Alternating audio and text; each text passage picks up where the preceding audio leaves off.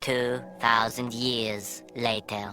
A pair of twin sisters who loved each other deeply, so deep that they would share everything they had. It just so happened that they got married at the same time, and then got divorced very soon at the same time. But little did they know, one of them was pregnant. So the pregnant one said, "Don't worry, sis. Whatever is mine is yours too. We will share this baby." They even had it documented that the other one will be the baby's second guardian. Soon after that, a cute little baby girl was born. The aunt held the baby in her arms lovingly. "Oh, she's such a cutie. And look, she has my eyes." "Huh? You must be kidding. Give her to me. Let me hug her first. And oh, look at her.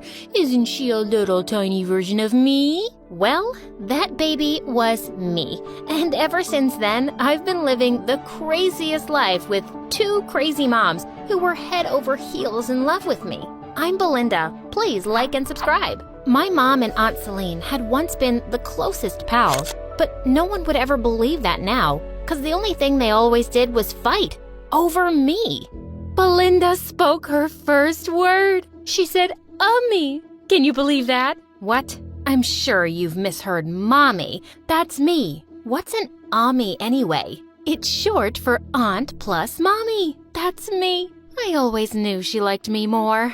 But mom wasn't taking it. She started pulling me from aunt's hands, but she wasn't letting me go either. The struggle went on until I fell on the bed and screamed. On my 5th birthday, we all went to Disneyland, and it was so much fun. My aunt went to the restaurant to order lunch. While we were waiting, I suddenly spotted Mickey Mouse, and he seemed to be waving right at me. I immediately ran through the crowd to see him. He hugged me, and we even danced. And when I turned back to go to Mom, I couldn't see her anywhere. Oh my God, was I lost? I ran around crying, but thankfully some staff took me to the announcement area, and my mom and aunt came rushing there in seconds. "Oh my God, honey, I'm so sorry. I didn't notice you had gone." "You didn't notice your own daughter? How amazing you are. I shouldn't have left her alone with you in the first place." She lifted me up in her arms and took me to the restaurant, and I forgot all my tears when I saw food in front of me. But later that night, I saw Mom crying in her room. She hugged me as soon as I entered.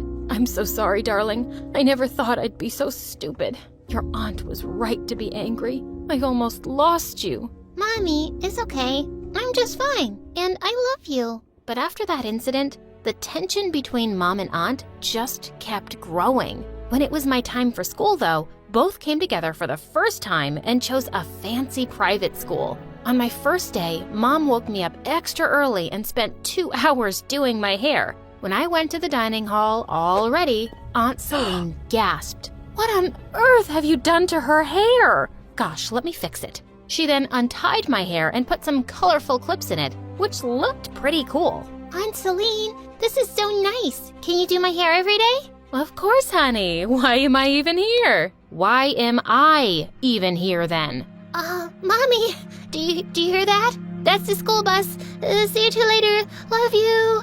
"Love you too, my dear." I think she said that to me. God, I just ran away and waited at the street corner till the bus came. Years passed, and I was doing pretty great at school. Except I was the kid with 2 moms at every parent-teacher meeting, 2 moms at Mother's Day, 2 moms sharing me at every event. I loved them, but they could sometimes be embarrassing when they started fighting over me publicly. Then one day in the 9th grade, my aunt brought home a boy my age and said he was going to stay with us for a while. He's Harry, my friend's only son. As she's going to France for a business trip, I told her I'll take care of Harry these 6 months. 6 months? Are you crazy? We barely know him. Aunt paid no attention to Mom and took him in. But the worst part was that his room was right next to mine, and he kept playing loud music on his guitar all night long.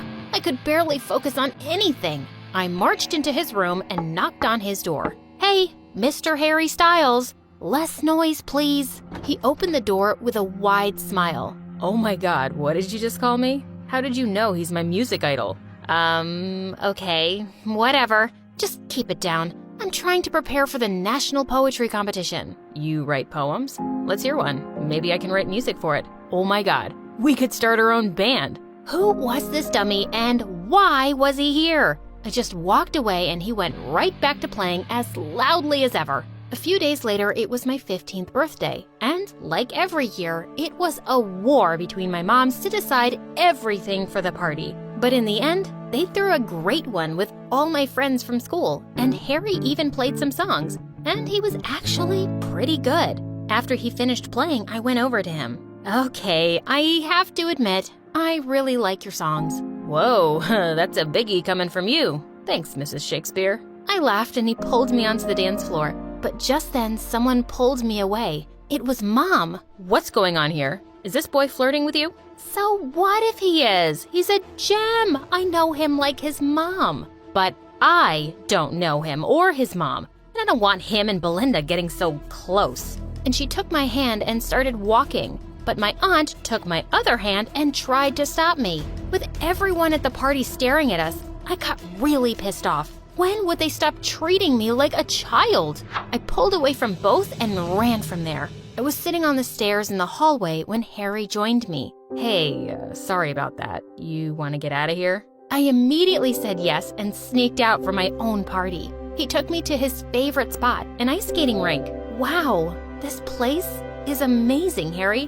But I don't know this game. It's simple. All you have to do is skate on the ice. Come on, I'll teach you. He was teaching me so well, and I was loving it. After some time, I got so excited that I left Harry's hand and started skating by myself. I was just flying.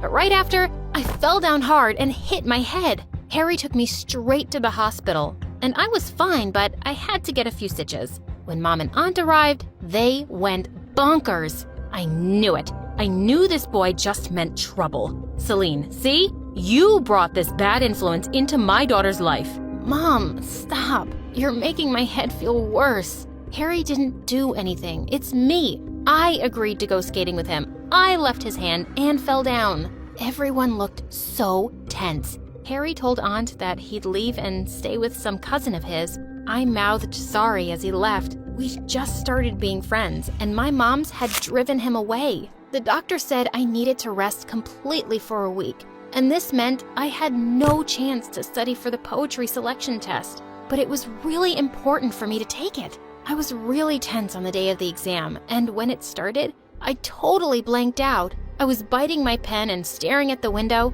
when I suddenly spotted Aunt Celine waving at me. What was she doing here? She sneaked closer to the window and waved at me. I glared at her and mouthed at her to leave, but she threw a paper ball straight at me. It missed me and fell on the floor just near the teacher's shoes. He picked it up and saw it was a cheat sheet from some poem collections. And he also saw Aunt at the window. I knew I was doomed. The teacher took me to the principal, who instantly disqualified me from the national competition and suspended me for a month. Hearing that, Aunt lost it and begged the principal to give me another chance. No way, Miss Celine. We don't tolerate cheating in this school. Now, it's better you both leave, or I might have to dismiss your child forever. How dare you say that?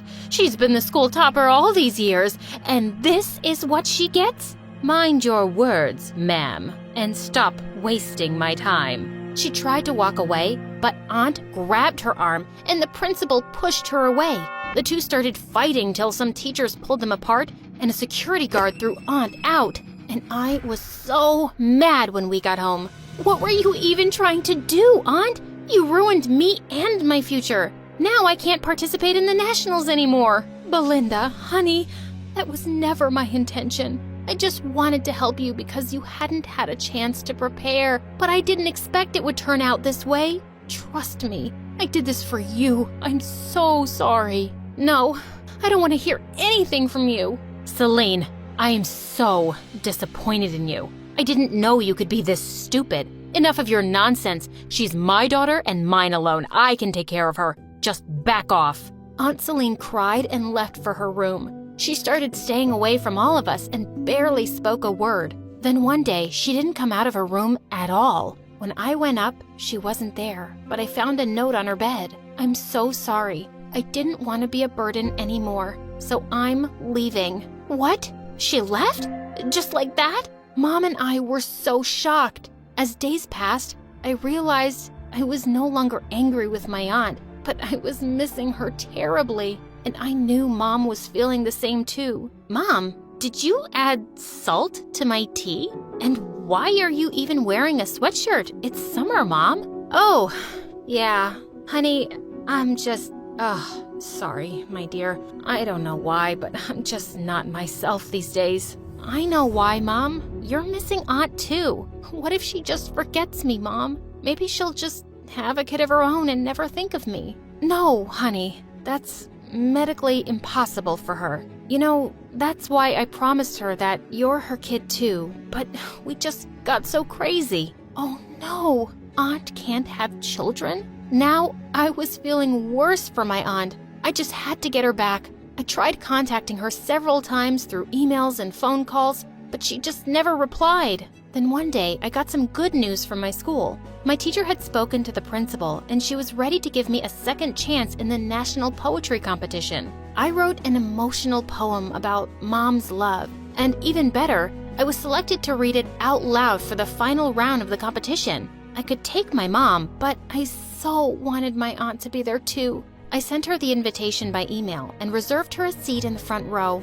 hoping she'd show up. I also texted Harry to come. On the big day, I was so nervous, and Mom was there with me backstage, cheering me on. But she isn't there yet, right? Tell me, Mom, is Aunt Celine here? No, honey, but listen, I'll record the whole thing for her, okay? And she'll be so proud of you, so give it your best. As I walked onto the stage, I looked up nervously at the crowd, and my eyes fell on Harry and Aunt Celine.